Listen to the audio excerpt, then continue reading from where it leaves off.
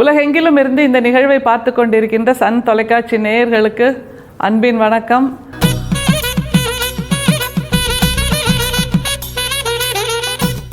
நம்முடைய வள்ளலாரோடு சேர்ந்த அந்த பயணம், அந்த ஆன்மீக பயணமா அல்லது தத்துவ பயணமா அல்லது தத்துவார்த்த பயணமா என்று எல்லாம் சேர்ந்த ஒரு அற்புத நிலையில் நாம் பயணித்து கொண்டிருக்கிறோம். வடலூர் அப்படின்னு சொன்னாலே வள்ளலார் என்றாகிவிட்டது, வள்ளலார் என்றாலே வடலூர் என்றாகிவிட்டது. அந்த அளவுக்கு வடலூரையும் வள்ளலாரையும் பிரிக்க முடியாதது அப்படிங்கிற மாதிரி ஒரு நிலைக்கு நம்முடைய வள்ளல் பெருமான் வடலூரை உருவாக்கி இருக்கிறார், அல்லது வடலூர் வள்ளல் பெருமானை உருவாக்கி இருக்கிறது அப்படின்னு நிச்சயமாக சொல்லலாம். அவருடைய உரைநடையிலிருந்து ஒரு பகுதி, அது எதை நோக்கி செல்கிறது அப்படின்னா, நம்ம பொதுவாக மனிதர்களுக்கு நமக்கெல்லாம் என்ன நினைப்பு இருக்குது? இந்த பூமி, இந்த பிரபஞ்சம், இந்த நிலம், இங்கே இருக்கின்ற வசதிகள், இங்கே இருக்கின்ற மரம், செடி, கொடி, பூக்கள், இயற்கை வளங்கள் எல்லாமே மனிதர்களுக்கு மட்டுமே சொந்தம் அப்படின்னு நம்ம ஒரு எதேச்சாதிகார உணர்வில் இருப்போம் இல்லையா? அந்த உணர்வு தவறு அப்படின்னு வள்ளல் பெருமான் சொல்கிறார். ஏன்னா இந்த பூமி என்பது படைக்கப்பட்டிருப்பது மனிதர்களுக்காக மட்டுமே இல்லை, எல்லா உயிரினங்களுக்கும் இந்த பூமியில் உரிமை இருக்கிறது. இந்த பூமி எல்லோருக்குமான உடைமை, எல்லோருக்குமான உரிமை பொருள் அப்படின்னு வள்ளல் பெருமான் நம்முடைய கண்ணை திறந்து விடுகிறார். அதனால் இந்த இடம் எனக்கு தான் சொந்தம், இந்த மரம் எனக்கு தான் சொந்தம், இந்த பூமி எனக்கு தான் சொந்தம் அப்படின்னு சொந்தம் கொண்டாடுகிறோம் இல்லையா?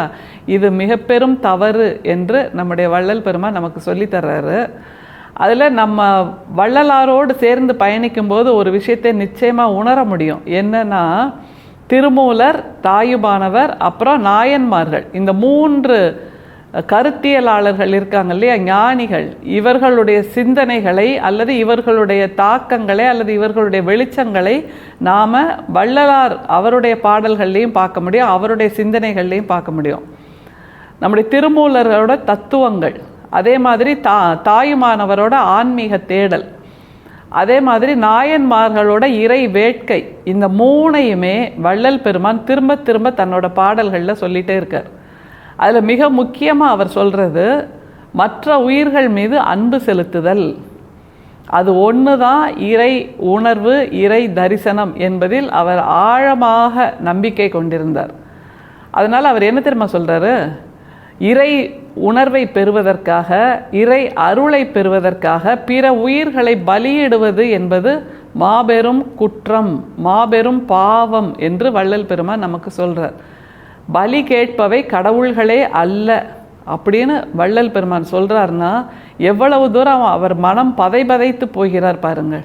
கைவீசி நடக்கக்கூட அஞ்சி கையை கட்டி நடந்த அந்த வள்ளல் பெருமான் பிற உயிர்களை பலியிட்டு நமக்கு நாமே இறை அருளை தேடுவது என்பது நியாயமாகுமா என்கின்ற ஒரு கேள்வியை கேட்கிறார். சரிதானே அது? இல்லை, நாம் சந்தோஷமாக இருக்கணும், நமக்கு இறை அருள் கிடைக்கணும், நமக்கு உயர்வுகள் வரணும், நமக்கு வாழ்க்கையில் செல்வங்கள் சேரணும் அப்படின்னா பிற உயிர்களை பலியிடுறதுங்கிறது எப்படி நியாயமாகும்? அந்த உயிர்கள் ஏன் பலியாகின்றன அப்படின்னா, அது வல்லமையோடு எழுந்து நின்று நம்மை எதிர்த்தாக்குதல் செய்தால் நம்மளால் அந்த உயிர்களை பலியிட முடியுமா? முடியாது இல்லையா? அதனால் நாம் திரும்பவும் யோசித்து பார்க்கணும். உயிர் பலி என்பது இறை அருளை தேடுவதற்கான வழி இல்லை.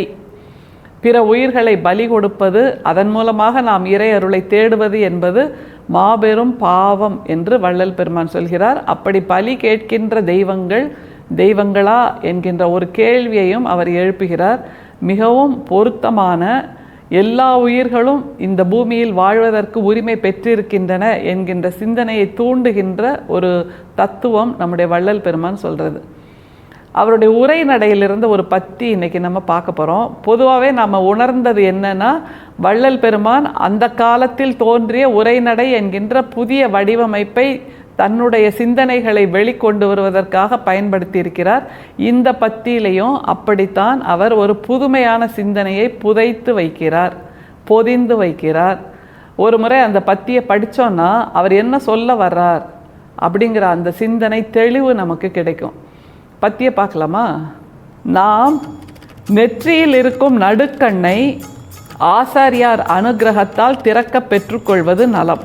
ஏனெனில் மேற்படி நெற்றிக்கண்ணை திறக்க பெற்றுக்கொண்டவனுக்கு எல்லா அனுபவங்களும் பட்டப்பகல் போல தெரியும். அவன்தான் சுத்த ஞானி. மேற்படி கண்ணை திறப்பதற்கு ஒரு கதவும் பூட்டும் உள்ளது. மேல்படி பூட்டை அருள் என்ற திறவுகோலை கொண்டு திறக்க வேண்டும். ஆதலால் மேல்படி அருள் என்பது ஆன்ம இயற்கையாகிய பெரும் தயவு. நாம் தயாவடிவமானால் மேல்படி அனுபவம் நேரும். அவர் கண்டுபிடிச்சு சொல்கிறார் பாருங்களேன், நம்ம எல்லார் நெத்திலையும் ஒரு பூட்டும் ஒரு சாவியும் ஒரு திறவுகோலும் இருக்குது அப்படிங்கிறார். அந்த பூட்டையும் திறவுகோலையும் நாம் பயன்படுத்துகிறோமா? அதுதான் ஒரே கேள்வி. அது அங்கே அப்படி ஒன்று இருக்குது அப்படிங்கிற சிந்தனையாவது நமக்கு இருக்கா? நிச்சயமாக இல்லை. நம்ம நினச்சிட்ருக்கோம் நம்ம முகத்தில் 2 கண்ணு மட்டும்தான் இருக்குது அப்படின்னு. இல்லை, நெற்றியிலும் ஒரு கண் இருக்கிறது. அந்த கண்ணை திறப்பதற்கான சாவியும் நம்மகிட்டே தான் இருக்குது.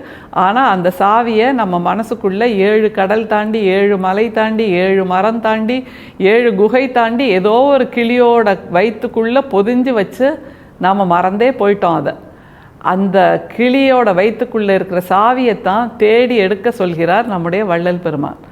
அதனால்தான் ஆரம்பத்தில் சொன்னோம், அந்த உயிர் பலி கொடுப்பது என்பது மிகப்பெரிய பாவம் என்று வள்ளல் பெருமான் சொன்னார் இல்லையா? அதைத்தான் இந்த பத்தியில் சொல்கிறார். அவர் அந்த திறவுகோல் அப்படின்னு சொல்கிறது உயிர் பலி கொடுக்காத உயிர் இரக்கம். எவ்வளோ அழகா நாசுக்கா ஒரு மென்மையா இப்படி இருங்கப்பா. நெத்தியில் ஒரு பூட்டு இருக்குது, நெத்தியில் ஒரு கதவு இருக்குது, அதை திறக்க பாருங்களேன். அந்த சாவி அந்த திறவுகோல் வேற எங்கேயோ தொலைஞ்சு போயிடல, உங்களுக்குள்ளே தான் இருக்குது.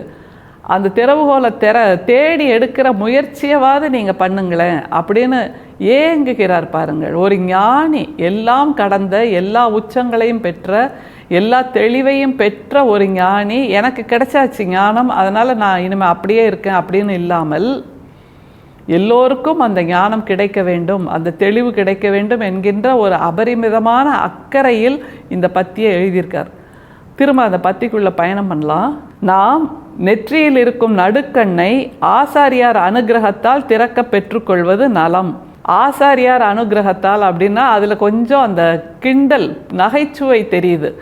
ஏன்னா நாம் எல்லாரும் சாமியார் அனுகிரகத்தால் அப்படின்னு தான் யோசிப்போம். ஒரு அனுகிரகம் வரணும், அருள் வரணும் அப்படின்னா யாராவது ஒரு சாமியாரை தேடி போயிடுவோம், ஒரு குருஜியை தேடி போயிடுவோம். ஆனால் ஆசாரியார் என்கிறார். ஏனென்றால் ஆசாரியார்களின் தொழில் இந்த சாவி செய்வது. அதனால் ஆசாரியார் அருளால் நாம் ஒரு அந்த பூட்டை திறப்பதற்கு ஒரு திறவுகோலை செய்து கொள்வது நலம் அப்படிங்கிறார். அப்படின்னா அந்த ஆசாரியார் யார்? அதில் தான் நம்முடைய வள்ளல் பெருமானுடைய பெருந்தன்மை இருக்குது. அவர் சாமியாரை தேடிப்போ, ஞானிகளை தேடிப்போ, குருமார்களை தேடிப்போ அப்படியெல்லாம் சொல்லலை. ஆசாரியாரை தேடிப்போ அப்படிங்கிறார். அந்த ஆசாரியார் வேற யாரும் இல்லை, நமக்கு நாமே ஆசாரியார். அவ்வளோதான். ஏன்னா அது ஏதாவது ஒரு கடையில் போய் வாங்கிட்டு வர முடியுமா அந்த சாவியை, அந்த திறவுகோலை? அந்த திறவுகோல் விற்கிற கடைன்னு எங்கேயாவது இருக்கா உலகத்தில்? இல்லை. அந்த கடை எங்கே இருக்குன்னா நம்ம மனசுக்குள்ளே இருக்குது. எவ்வளவு அழகான ஒரு வார்த்தையை சொல்கிறார் பாருங்கள். எல்லோரும் ஆசாரியார் ஆக வேண்டும். ஏனென்றால் அந்த திறவுகோலை நாம் செய்ய வேண்டும்.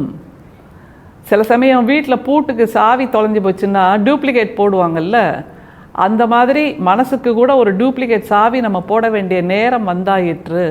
ஏனென்றால் அந்த சாவியை பற்றி நினைப்பே இல்லாமல் நம்ம தொடர்ந்து ஓடிக்கிட்டே இருக்கோம். ஒரு நிமிஷம் நின்று நிதானித்து நாமே ஆசாரியாராகி நம்முடைய மனசில் இருக்கின்ற அந்த பூட்டுக்கு ஒரு டூப்ளிகேட் சாவியவாது முதல்ல போட பார்க்கலாம். ஓகே, இப்போ திரும்பவும் வள்ளலார்ட்ட போகலாம். ஏனெனில் மேற்படி நெற்றிக்கண்ணை திறக்க பெற்றுக்கொண்டவனுக்கு எல்லா அனுபவங்களும் பட்டப்பகல் போல தெரியும். அவன்தான் சுத்த ஞானி. யோசிச்சு பாருங்க, ஒரு திடீர்னு ஒரு ரொம்ப வருஷமாக திறக்காத ஒரு கதவை திறக்கிறோம் அப்படின்னா அது உள்ள பளீர்னு எல்லா வெளிச்சமும் போகும்ல. அந்த மாதிரி பட்டப்பகல் வெளிச்சம் போல் நமக்கு எல்லாமே தெரியும். நாம் சுத்த ஞானி ஆகி விடுவோம் அப்படின்னு சொல்கிறார். ஏன்னா அவ்வளோ அந்தகார இருட்டு, பல நூற்றாண்டு இருட்டு நம்ம மனசுக்குள்ளே பொதிஞ்சு வச்சுருக்கோம். அந்த மனசை ஒரு புதிய சாவியை போட்டு திறந்தா பளீர்னு எல்லா வெளிச்சமாக அந்த அறைக்குள்ளே போகும்ல. அதே மாதிரி நம்ம மனசுக்குள்ளே பட்டப்பகலில் கூட வெளிச்சம் தெரியும். இரவில் தெரியக்கூடிய அந்த வெளிச்சம், இரவுக்கு தேவையான அந்த வெளிச்சம் கூட பட்டப்பகலிலும் நாம் 100 சூரியன்களை 100 சந்திரன்களை பார்ப்பது போல் மனசுக்குள் வெளிச்சம் வந்து குடியேறும். அந்த அளவுக்கு நாம் சுத்த ஞானி ஆவோம் அப்படின்னு நம்முடைய வள்ளல் பெருமான் சொல்லித்தரார். அடுத்து எங்க நகர்றார் பாருங்க. மேற்படி கண்ணை திறப்பதற்கு ஒரு கதவும் பூட்டும் உள்ளது. மேல்படி பூட்டை அருள் என்ற திறவுகோலை கொண்டு திறக்க வேண்டும். வந்துட்டார் பாருங்க நம்முடைய வள்ளல் பெருமானுடைய தத்துவத்துக்கு. அவர் தானே சொல்லி கொடுத்தார் உயிர் இரக்கம் ஜீவகாருண்யம் அப்படின்னு, சுத்த சன்மார்க்கம். அது எல்லாத்துக்கும் ஒரே வார்த்தை அன்பு, அவ்வளோதான். நீங்கள் எவ்வளோ வார்த்தைகளை மாற்றி மாற்றி பிரயோகப்படுத்தினாலும் அது எல்லாவற்றுக்கும் ஒற்றை சொல் ஒன்று இருக்கு, அதுதான் அன்பு என்பது. அதைத்தான் வள்ளல் பெருமான் சொல்கிறார். மனசில் இருக்கிற அந்த பூட்டு, அதை திறப்பதற்கு ஒரு திறவுகோல் உள்ளது. அந்த திறவுகோல் எது? வள்ளல் பெருமான் சொல்றத பாருங்க. மேல்படி பூட்டை அருள் என்ற திறவுகோலை கொண்டு திறக்க வேண்டும். அருள் அப்படின்னா கடவுள்கிட்ட போய் நாம மட்டும் அன்பை வேண்டுறோம்ல, அருள் கொடு அருள் கொடுன்னா அது என்னது? அன்பு தானே. அப்போ நாம் அந்த அன்பையோ அருளையோ மற்றவர்களுக்கு கொடுக்கணுமா வேண்டாமா? எனவே அருள் என்பது தான் மேற்படி திறவுகோல் என்று தெளிவாக சொல்கிறார். எப்படி நிறைவு செய்கிறார் பாருங்க. ஆதலால் மேல்படி அருள் என்பது ஆன்ம இயற்கையாகிய பெரும் தயவு. நாம் தயா வடிவமானால் மேல்படி அனுபவம் நேரும். அருள் என்பது ஆன்ம இயற்கையாகிய பெரும் தயவு. இதை விட எப்படிங்க நம்மளோட குணத்தை நம்ம வள்ளல் பெருமான் சொல்ல முடியும்?